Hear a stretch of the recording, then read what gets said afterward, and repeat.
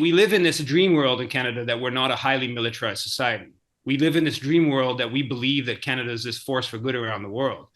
It's not. We are a very militarized society, and we are not a force for good in the world. Friday marks 1 year since Russian soldiers entered Ukraine, beginning a long and terrible war. But it's still not clear how or when the war, as well as Canada's material support for Ukraine, might end.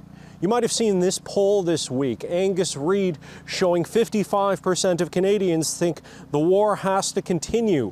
But in that same poll, 46% aren't convinced or outright say it's time for peace talks. One day, I don't know, it was 4 or 5 months ago, I saw a tweet from Jagmeet Singh and Maxime Bernier on this question of Ukraine. And I have a lot more sympathy for what Maxime Bernier was tweeting than I did with what Singh was tweeting. The disagreement with consensus on this issue is making for odd bedfellows.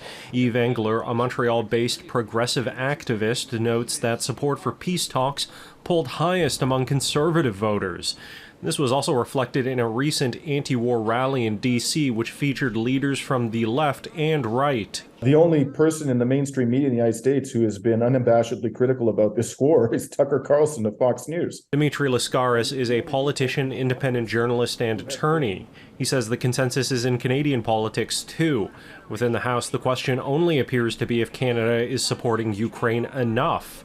Lascaris says a situation where nearly all 338 MPs vote the same way doesn't reflect a voting population that's increasingly skeptical of both the war and those guiding it. The people in the United States now who are in charge, Victoria Nuland, Antony Blinken, even William Burns himself, and above all, of course, President Biden, these people have no comprehension whatsoever of how this could ultimately result in disaster for all of humanity.